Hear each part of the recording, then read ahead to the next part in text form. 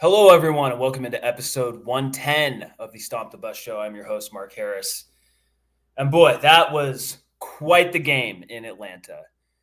Arizona State loses in double overtime to Texas 39-31 in just an all time college football classic game, one of the best games of this season.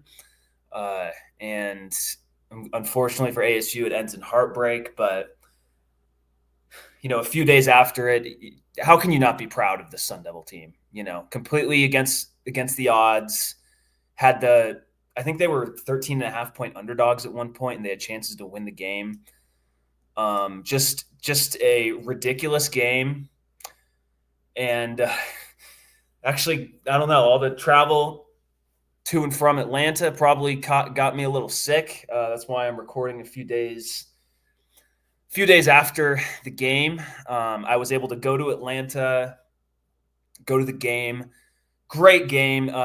First of all, Mercedes-Benz Stadium is so cool, futuristic. Just they really did a great job with it. They have the giant screen in the middle at the roof of the stadium that's a circle, so you can see the screen from anywhere. Very cool. I was in the section by the ASU end zone, which was good at many points and bad for that golden touchdown. Got to see that live.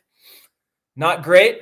So let's just dive into it. Before we kind of go into the details, please continue to follow the College Huddle. They've been doing great work.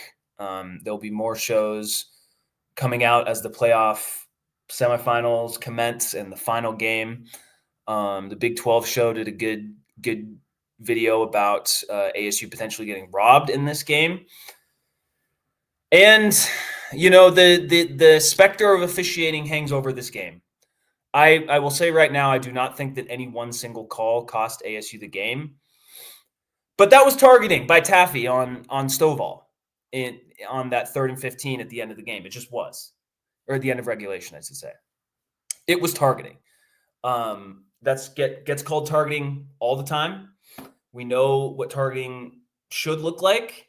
That's the type of targeting that got Shamari Simmons thrown out of the Iowa State Big 12 championship game, and his absence in the first half directly led to the first Texas drive, undoubtedly.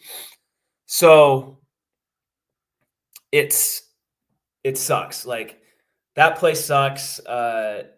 And there was a non-call and block in the back on that Silas Bolden punt return. That punt return, that's when I really thought, like, oh man, this is going to be ugly. Saw that live. Didn't notice the block in the back live, but and a reason why I say the officiating was a factor in this game is because it's been neutral fans that are pointing this out. It was not I think more ASU fans are upset about the 4th and 13 play they gave up in overtime than the targeting call or targeting non-call, right? I've seen when you have Terry McCauley, Gene Steratore, all these old school refs, tons of neutral observers, Joel Klatt, Scott Van Pelt, all of these people saying, yeah, that was targeting. It lends credence to the fact that it was actually targeting. This is my rule with officiating is on a bad call is it can't just be your own fan base being upset about it. And that hasn't been the case. It's been widespread acknowledgement by neutral parties that this was targeting. So and the missed block in the back call as well. I'm not as upset about that one because that's a type of missed call that is very routine. So while it was a missed call, it was incorrect. It was blocking the back on Jordan Crook. That one doesn't upset me quite as much as the targeting one, which I mean, I don't know. Like Stovall could have died on that play. So getting that out of the way. And then the 4th and 13, I mean, that's one of those plays that's going to be remembered by ASU fans forever it's going to be remembered as a just terrible play. And the how terrible is up for debate, in my opinion, because Dillingham explaining why it happened. I'm trying to find the tweet. I quote tweeted it. Oh yeah, and then there's also an angle that shows Bolden, the ball slightly slipping out of Bolden's hands on that catch. I don't think that I'm less upset about, but yeah, here it is. So I have this pulled up on my Twitter feed. So this is Dillingham. I want to reiterate my post-game comments on the fourth and down call I called. I wanted to bring essentially a zero blitz that plays out like cover for our safety, Xavier Alford is touch to catch immediate routes because the ball should come out fast. He did exactly what we coached. And I want to make that 100% clear. We would not have been in this position without X, and he is one of the instrumental pieces of the program. So taking the blame off that for Alford.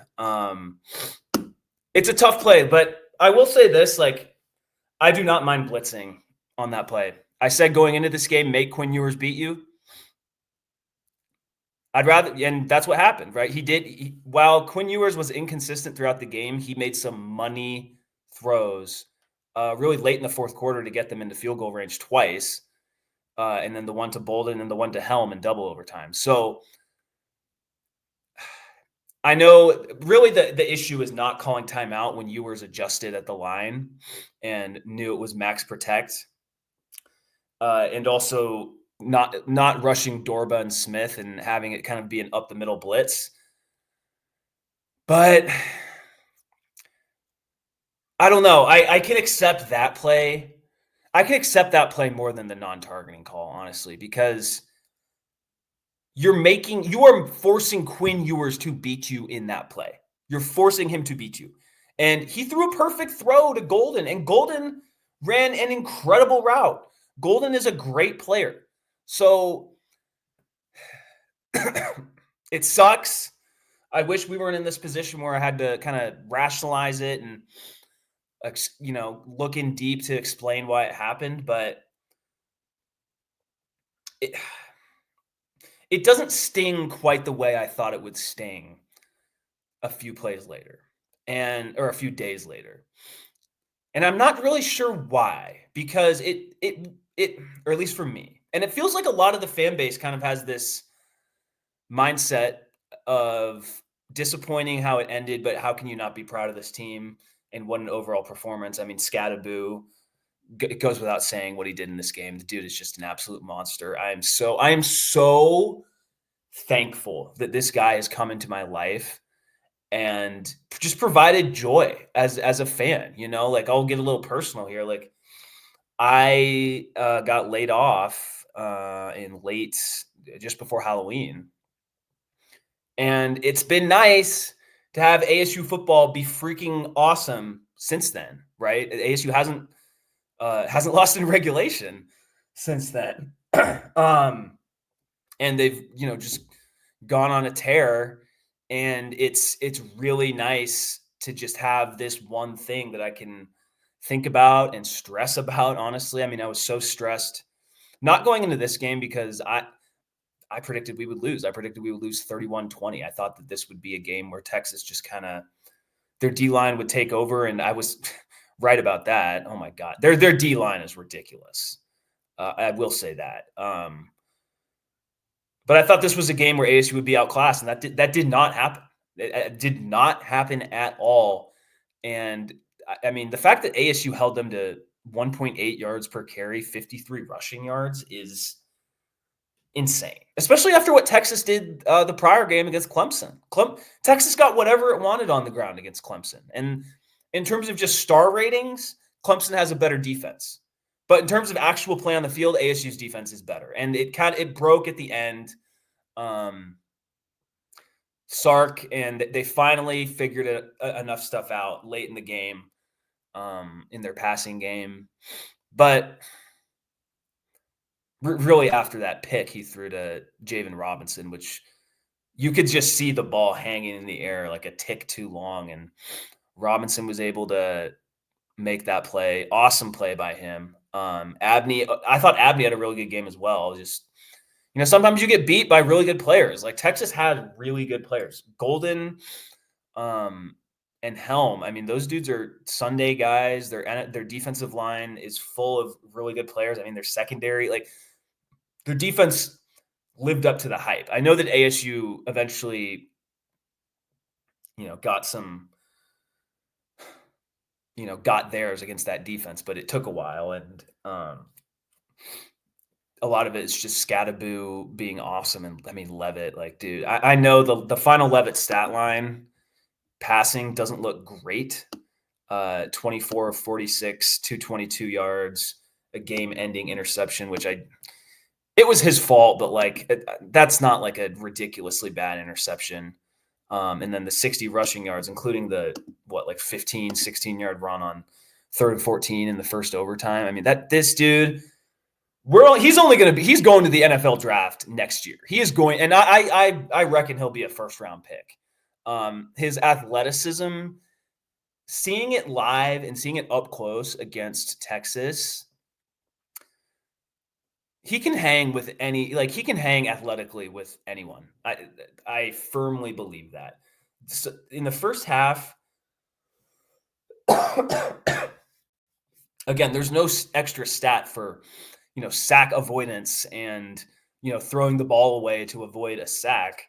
But that's what Levitt did in the first half. And he was under siege that first half, just scrambling like crazy, making plays, still attacking downfield. I was impressed. With how he hung in there and with just the way that he kept this team afloat. And I mean, you see the competitiveness, it bursts through on the field. This dude he's an absolute dude of a player, and he's only going to get better next year. He didn't play a perfect game in this one. He missed some throws, actually on the drive that led to the targeting, but you just have to be impressed with how he played. And as far as the pre-game comments about I'm better than Ewers, or that's not exactly what he said, but I don't know. I can see why he would think that. If you swapped Ewers and Levitt, this game isn't even close. This game is a laugher at halftime, and it's over because Ewers would not have been able to avoid all that pressure, and Levitt just would have made plays with, I mean, just an overall more talented Texas team. So I don't walk away from that game being like, oh, Levitt didn't live up to his pregame comments. I think he proved himself to be right. So it's just a crazy, crazy game, an unforgettable game. The momentum swings. I looked at this from the ESPN,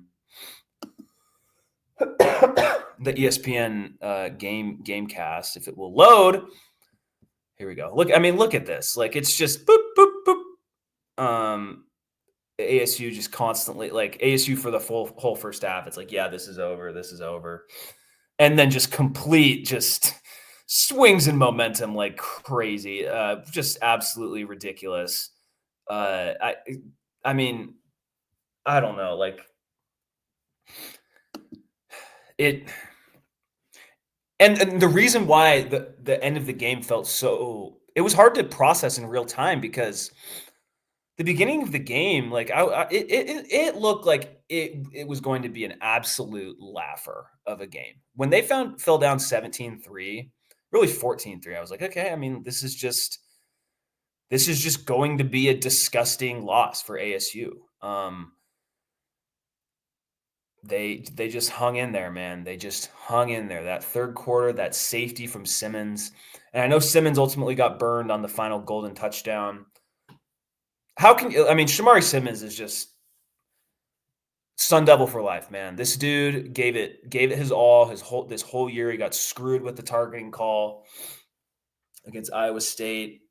And he's going off to the NFL. I hope he gets drafted in like the first 4 rounds. I think he really can. We know Scattaboo is going to go to the NFL, probably be late second, early third round pick.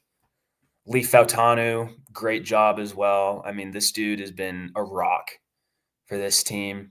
And so, as we kind of wrap it up, Colton and I will talk about it a bit more next week, probably after the Kansas game, which is on Wednesday for men's basketball. It's just it. What's nice is this team basically got everything squeezed 95% of its ability out. And the reason why I don't say 100% is because they did have a chance to stop them on 4th and 13 to win the game. I'm as much as proud as I am, as honestly happy with I am, as I feel like I got good value of the money I paid to do this trip to Atlanta and have multiple layovers and get sick because of it and all this. Like I got my money's worth, so that also helps. And also just when you saw what the game was early on, like it just felt like it was going to be a disaster. So all of that I'm very happy about. But the reason why I don't say ASU got 100% of everything out is because they gave up the 4th and 13, and that will sting. That will sting. I'm kind of deciphering like how, because to me it doesn't it stings, but it's more of like a yeah but. It's a yeah but that they gave up the 4th and 13. The big reason why, in my opinion, that it doesn't hurt the same way other sports instances in my life, like, I'm a Seahawks fan, obviously. The Malcolm Butler pick that will never be topped. There was a home run in the Mariners series by Jordan Alvarez that was really bad. It kind of compares to that. Some other Seahawks losses over the years. The thing, I just, the way Ohio State looked in the Rose Bowl against Oregon, like, there's no way ASU was beating Ohio State in the next round. There's no way. And I would give Texas like a 5% chance. They have the defense that can kind of hold Ohio State in check, and it will be in Dallas. So they would have a better chance than us for sure. But knowing that like your season won't end with a TCU Georgia-esque result is not the worst thing in the world. But I would still rather win the game and take my chances with Ohio State than lose it. I mean, we had our chances, but they had their chances too. And I mean, they missed 2 makeable field goals at the end of the game. So like, in terms of like actually making plays on the field, I think it was about even. I know that the total yards don't reflect that. But in that first half, even though ASU was gaining more yards than Texas, it did not feel like they were in control of the game at all. Texas, it felt like they could just get a short yardage stop whenever they need to. In fact, the ASU went for it on 4th and 2. I believe it was the first play of the second quarter or the last play of the first quarter, regardless. And it was 4th and 2, and they gave it to Scadaboo, and he got a yard and a half. And I was just saying, like, don't give it to those 4th and short plays. Like, Texas has the dudes to stop those. And that's what happened for the first 2.5 quarters of this game. And then eventually the offensive line just, I don't want to say took over, but kind of found its footing. And Scadaboo was able to make enough plays. You have Kyle Scott suplexing Scadaboo into the end zone in the first overtime, which was just such an incredible play. It kind of shifted as the game went along, but for the first 3 quarters, I was just impressed that, like, hey, ASU's hanging around. They are hanging around. I remember meeting someone in the concourse in between the 3rd and 4th quarter, 17-8 score, and I was kind of thinking, like, all right, like, I don't really, whatever happens next, like, at least we are not letting Texas just run away and hide in this game. And then the Quinn Ewers, they had that touchdown drive in the 4th quarter that almost looked like it put the game away. Sark made a mistake by not going for 2 on that extra point because it kept it a 2-score game. And then you have the The Scatterboo pass to Malik McClain was insane. And then you hear he goes on Dan Patrick the next day and he's like, oh yeah, that was actually meant for Levitt, but he rolled his ankle earlier. So I just hucked it deep to Malik McClain, and it was a good thing it was underthrown because McClain was able to run under it and run into the end zone. And when that play happened, I was like, okay, like I got my money's worth. At least I got to see this. And then the way the rest of the game unfolded was just ridiculous. So as we kind of put a bow on this, you just have to be proud of how the Sun Devils played. They got most of 95% of their ability. How do I phrase this? Like they left it all on the field, and save for one play, maybe you could go to the punt return as well, but like they got like 97% of their squeezed 97% of their potential out of this game, and you got to be happy about that. Like it was always going to be extremely difficult to beat Texas, and so the fact that you showed that you belonged in a playoff that has been loaded with blowouts, and the whole conversation about, oh, should this team have been in? This X team deserved to be in over them. We actually know that X team in the SEC is better. Man, leaving this playoff, the only team that I look and think, oh, ASU wouldn't have a chance to beat them is Ohio State. That's it. Penn State, I think if ASU and Penn State played in a hypothetical, like ASU, I'm not saying ASU would have beat them, but they would have a chance. They would have a legit chance. Same with Notre Dame, Texas, obviously. Oregon, maybe not, but after what we've seen from Oregon's defense, right, against good teams, Oregon's defense, when it's played Boise State, Ohio State, Penn State, and then I guess Ohio State again, they've given up at least like 34 or 30 points each time. So Oregon's defense is not this world-beating unit. And if you put ASU in a game like that, they have a chance. So I think I will say that, like, if ASU was on the other side of the bracket, let's say ASU lost this game the exact same way, but they lost it to Penn State, and they would have had to go on and play Notre Dame. This loss would sting a lot more. It would, because you look ahead and ASU versus Notre Dame. Like, am I deathly afraid of a Notre Dame team that has like a non-existent passing game? No, I'm not. I am not. Or if it was the alternative, ASU beats Notre Dame and had to play Penn State, like losing in the exact same fashion would hurt a lot worse.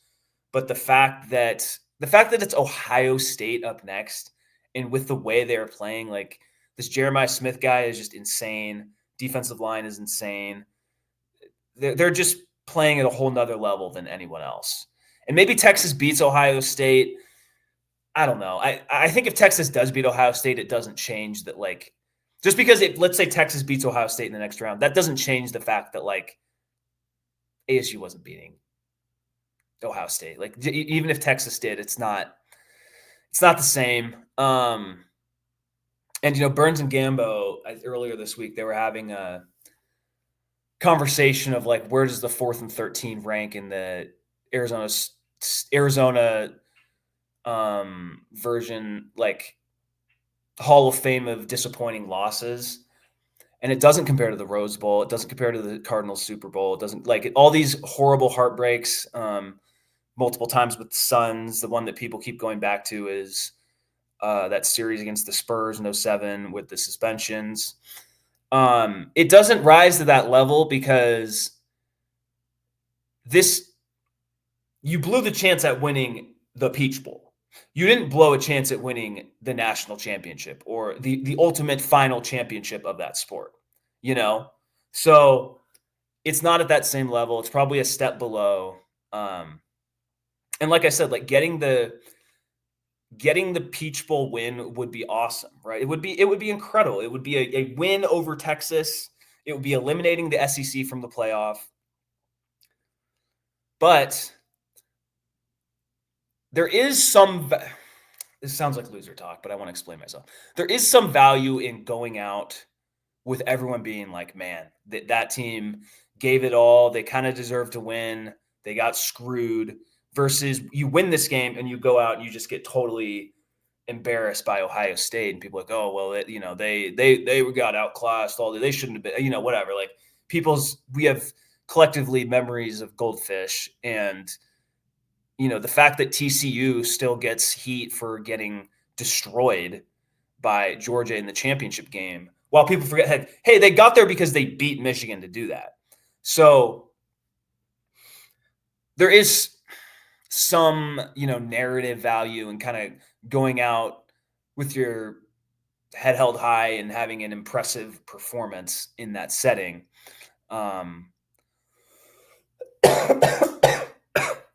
Excuse me. I don't know if I fully agree with that, honestly. Like, I would much rather be here talking about how ASU's going to the Cotton Bowl against Ohio State, and who knows, maybe Scatterboom can have a great game again, but this isn't the worst way to end the season, like it's just not. So, interestingly, like, you're not really losing that many guys either. You're really not. It's Scatterboo, which will be impossible to replace. You're not going to have another Scatterboo, and that's the one kind of creeping thing in my head of this game is like, you're not going to have another Scatterboo. You may have better overall teams in the future, but you're not going to have another Scatterboo, and that is the thing. It's like, man, I wish we could have cashed in and got this Peach Bowl with Scatterboo and with him playing well. But with that said, you're basically losing three really good players. You're losing Simmons to the NFL, Scatterboo to the NFL, and likely Leaf Fautano to the NFL. And then I guess you're losing your top receivers. You're losing Guillory. You're losing Stovall. O'Meara will be gone. Guillory will, he's a good complimentary receiver. I want to be like these guys help this program, get to the point where we're at now, and just Stovall, like he'll always be a really like beloved Sun Devil. In terms of just actual play on the field, those guys are replaceable. I hate using terms like that, but just in terms of production and just getting open on a play-to-play basis, like Jordan Tyson and Jalen Moss and Malik McClain. And if Malik McClain is your like third or fourth receiver, that's a good place to be. You have Noble Johnson coming in. We'll see how he fits in. We didn't really see much from him this year at Clemson, but former 4-star, he should be a good contributor for this team. And maybe a Derek Eusebio steps up, maybe some other wide receiver that I'm not thinking of steps up, and there's always the chance you get someone in the spring portal as well. So you feel fine, even though you're losing, some guys at receiver. You feel fine about that position group next year. And in terms of running backs, like, yes, you lose Scatterboo, and there will never be another Scatterboo. Like, this dude is incredible. But when you bring in Kanye Udo from Army, who has a 1,000-yard season under his belt, you return Kyson Brown, who I thought Kyson Brown played pretty well in this game. He picked up a big 3rd and 2 at one point. I feel good about Kyson Brown as maybe not the lead back. So his stats don't look as good. 5 for oh geez, 5 carries for 11 yards doesn't look great, but you got a 6-yard carry in there. You got a big 2-yard carry to secure a first down. I feel good about Kyson Brown coming back. You have Ray Leak Brown, who we know the talent's there with him, and so he'll be fully ready to go next year. You have Jason Brown, former 4-star, who was highly recruited and has some – he's one of those guys that can just kind of – is just so shifty. So you have the 3 Brown surname running backs coming back, and then Udo. You're in a good shape in terms of the run game. And then obviously most importantly is Levitt returning. But you have bringing back 4 out of your 5 offensive line starters for. I mean, this is the best. This past year of ASU offensive line is maybe the best that I've experienced as a fan. I mean, end of the Todd Graham era and Herm era, like, and maybe at some points in the Herm era, the offensive line was pretty good. You know, the 9-3 season in 10-3 season in 2014, you could throw that in there as well. But I mean, this was a pretty dang good offensive line unit for ASU, and you get Atkins is returning at left tackle. Ben Coleman, we know, is returning at left guard. Kyle Scott, who just shot his productivity, just overall play and, fitting within the scheme, that shot up as well. Max Iannachor, with his JUCO ruling thing, he'll be back at right tackle. So you have 4 of your 5 offensive line starters coming back. That is so big. And replacing Faltanu, well, not going to be the easiest thing in the world, but you have dudes. You have Sean Na'a. We talked about Sean Na'a heading into this year, and you have him coming back. You have Poulet, who's gotten play this year. You have Briggs. Terrell Kim has made notice at his interior position. So you have guys on the interior that can step in. So kind of heading into a year where offensive line isn't really a question mark, that is a rarity and that is a privilege for any college football team. So that's a great thing to not have to worry about. And I mean, defensively, it's basically everyone's coming back. Everyone's coming back aside from Caleb McCullough. I think has exhausted his eligibility, and every time I just have to shout out Caleb McCullough every time that I have an opportunity, because he stuck through this with this program through the worst era of its existence and just all sorts of crap. And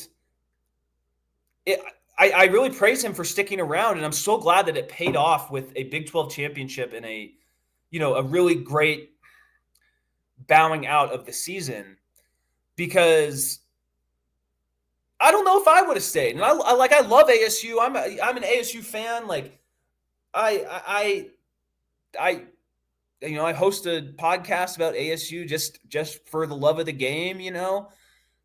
I don't know if I would have stayed through all that, but he did, and it paid off for him, at least in terms of success at the end. And he played really well this year. Like he won ASU. Well, him and Scadaboo won ASU the Utah game, and he stepped up and he was really good in other games as well. He's just a good player. So hopefully he gets a look at the next level. But you have Keyshawn Elliott returning, Jordan Crook returning. Zyrus Fiaseu is returning, right? So you just have these linebackers coming back. Your whole D-line's coming back, right? And, we went into this year as defensive line. It's like, who are these guys? Now at the end of the year, it's like, well, they just held up against Texas, right? Sure, they weren't getting crazy pressure on Ewers throughout the game, but it's not like they didn't get it. They made him uncomfortable at times, and that's a really good Texas offensive line. And the fact that they just totally shut down the run, you have to be so happy about this defensive line. And then in the secondary, you getting both your starting corners back.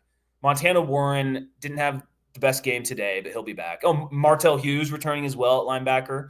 And the safeties, you bring back Rouser and Alford, which I thought Alford was going to go to the NFL. So he's you're just bringing back the whole unit, right? And you're bringing back both coordinators.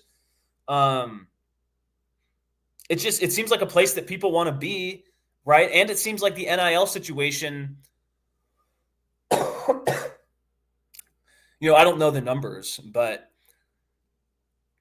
clearly we are better positioned now than we were entering the year. And while we aren't at the level of Ohio State and Michigan, who is? Sure, Tennessee is and Texas is and all, but is Alabama at that level? ASU is doing well in NIL right now. Because if it weren't, way more guys would be leaving. Let's just be honest. More guys would leave. I know the whole Kenny's building a culture and Sun Devil Alive and Activate the Valley, all that stuff is real, and it's a big reason why a lot of these guys are staying. But if the money wasn't there, or if it wasn't even competitive in terms of how much they were getting paid from the collective, then more guys would have left, right? And maybe Tyson ends up leaving. Seems extremely unlikely. Chris Cartman of Sun Devil sources mentioned on his podcast that Tyson and Levitt are going to live together this upcoming year. So if you're Tyson, why would you leave? Like you have a fantastic connection with Levitt. If you're Tyson, you need to you just need to have one more good season, and you're in the NFL and potentially as a first round pick. Like this, Tyson is for real. If he were playing in this game, he might have been the best wide receiver on the field, maybe the second best, because Golden is really good. I was really impressed by Matthew Golden of Texas, but with him back, right? Like it just, from an on paper perspective, things seem to be going very well. And I don't know how that's going to shake out in terms of adding high end recruits out of high school. It seems like ASU still has a bit to go in that realm. But we're in a better position now than we were before the Peach Bowl, right? From a big picture perspective, the Peach Bowl was very good for ASU. From a micro level, like it stung. It stung to lose in that way and give up the 4th and 13. Like that part sucks. And it would be great to go to Mountain America Stadium and see 2024 Peach Bowl champs, in the stadium somewhere. That would be awesome. But weirdly, like it seems like ASU, like it seems like winning the just in terms of national recognition, local recognition, like the Peach Bowl performance was very good for ASU. So, they left with their heads held high.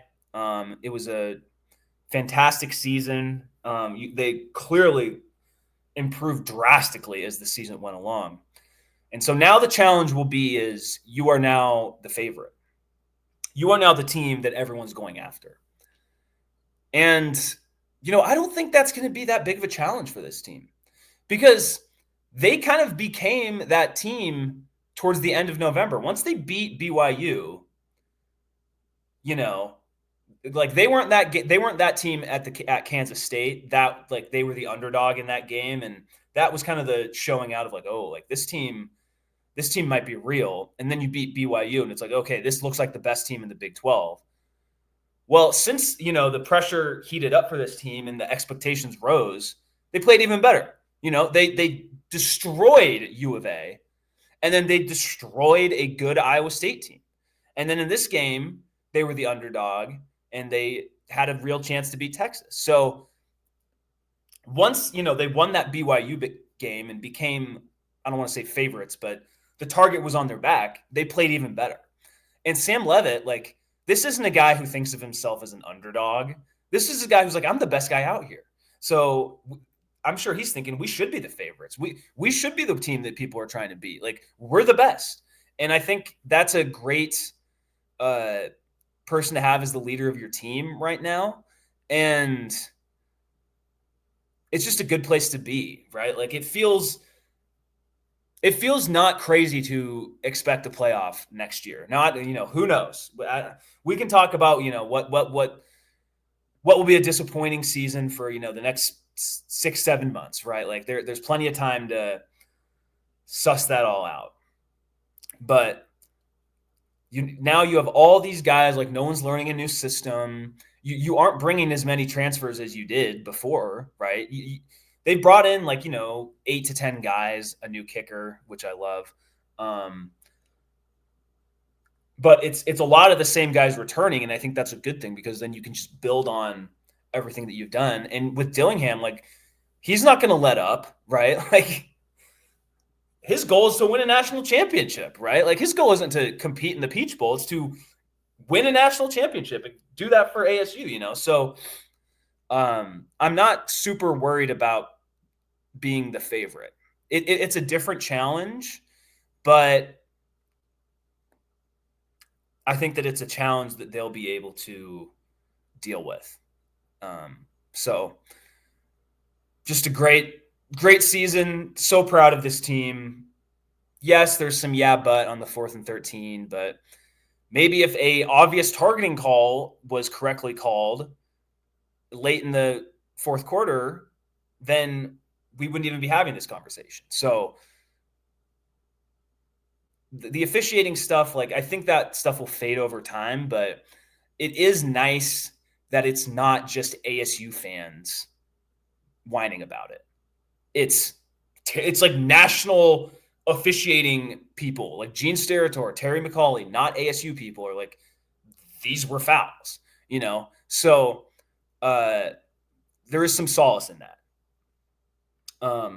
Anyway, yeah, just a great season, great game, and not only that, just a super memorable game, right? Like a lot of it, as fans, it's like we just want a really good show, like great entertainment, and that's what that game was. So they earned a bunch of fans in the national media. When you have a guy like Mike Greenberg being like, "Oh, I love this ASU team," like he's not watching ASU throughout the year, right? Like so.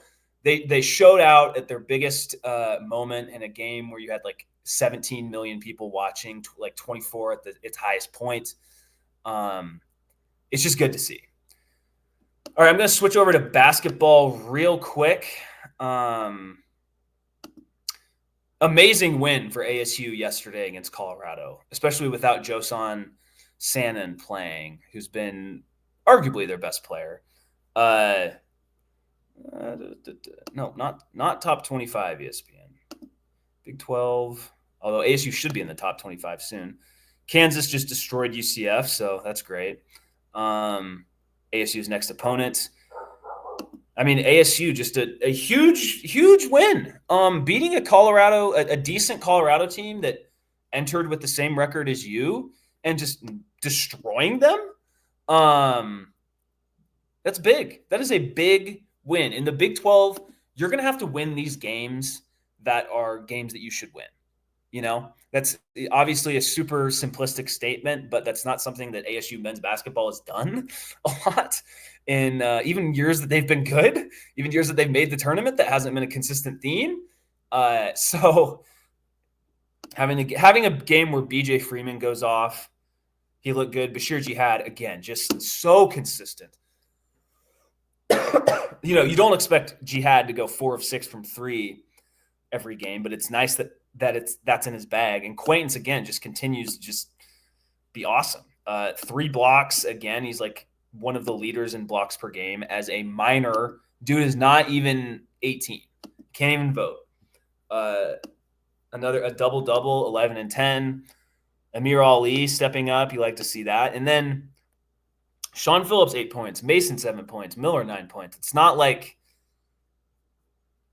it's not like you're getting nothing out of the secondary guys as well. So that was a big palate cleanser after the loss at Provo, which I did not see a second of that game because I was in Atlanta. So big game upcoming against Kansas. Going to be tough to beat a really good Jayhawks team at Fog Allen Fieldhouse, but it's easier to deal with that when you already have the win over Colorado under your belt. So good start to the new year for the Sun Devils. I know hockey won some big games as well this weekend. It looks like they're kind of trending up after a slow start.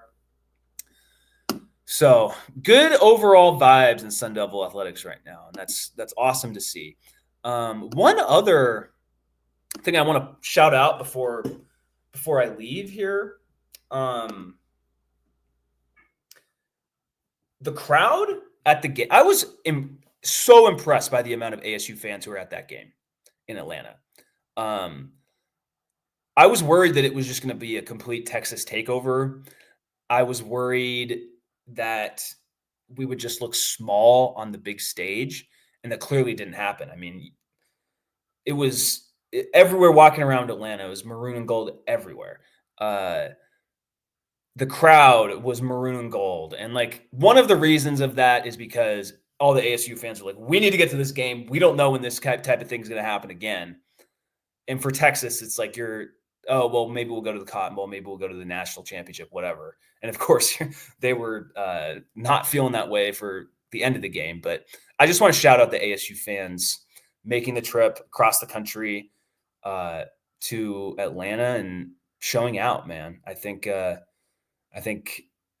it was just a really good, like, just after all the crap with the end of the Herm Edwards era, to have a whole weekend like this where it's just positive vibes for ASU and the fan base being activated, as the term goes. It was just really nice to see, and it's a good final bow on this magical season. So it's been a fun ride. Colton and I will talk about it even more in depth on our next show sometime next week. But until then, go Devils. Please like and subscribe, rate and review.